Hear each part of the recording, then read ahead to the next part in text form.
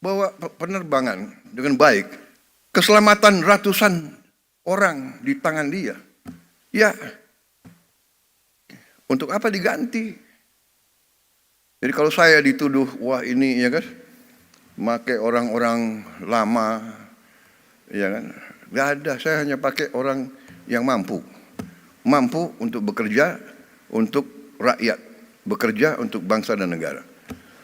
Kalau dia mampu dan dia mau, kita harus manfaatkan. Jadi berada dalam posisi bekerja untuk pemerintah itu pengorbanan sebenarnya, pengorbanan. Ya. Itu sebagai ucapan terima kasih saya minta acara ini diselenggarakan. Saya minta acara ini diselenggarakan karena saya merasa setelah kita masuki 6 bulan masa bekerjanya pemerintah yang saya pimpin sebagai pemegang mandat dari bangsa, dari rakyat sejak tanggal 20 Oktober 2024, sudah saatnya kita lebih komunikatif, lebih proaktif dalam memberi keterangan tentang keadaan yang berlaku. Kemarin saya sadar beberapa minggu lalu sudah mulai sadar bahwa komunikasi dari pemerintah yang saya pimpin memang agak kurang, dan itu adalah tanggung jawab saya. Dan saya ingin memberi penjelasan kenapa. Karena saya menganut filosofi evidence-based performance. Jadi saya enggan bicara tanpa bukti nyata. Itu itu sifat saya.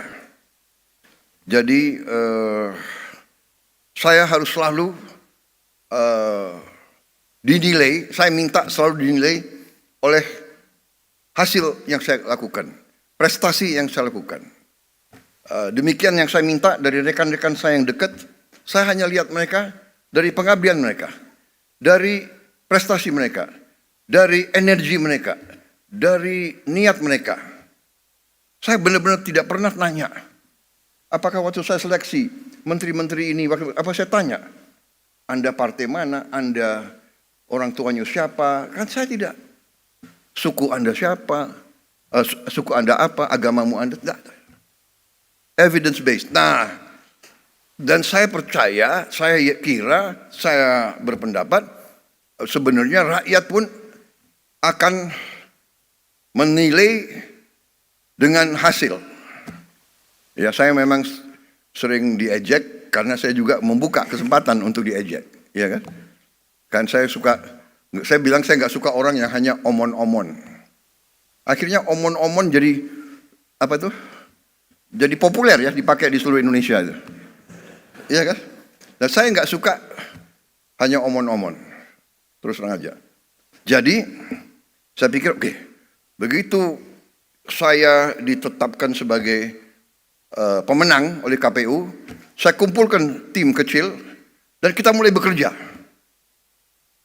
5 bulan kita kerja terus tanpa diliput media. Kadang-kadang diliput media malah kerjanya sulit, ya kan? Karena media ingin bukti seketika. Padahal tidak ada dalam manajemen suatu usaha, dalam manajemen suatu organisasi, dalam menjalankan suatu proyek, tidak bisa seketika. Yang bisa seketika itu hanya Nabi Musa yang punya tongkat. Kita manusia tidak bisa seketika. Semua itu adalah perencanaan. Perencanaan yang matang. Perencanaan dasarnya adalah pengumpulan data yang benar. Perencanaan, sesudah perencanaan mencari awak, mencari orang untuk melaksanakan rencana itu. Rencana terbaik, gagasan terbaik, tanpa awak yang bisa melaksanakan, tidak akan berhasil. Sesudah itu, baru mulai. Dan sesudah pelaksanaan, baru kita lihat hasil.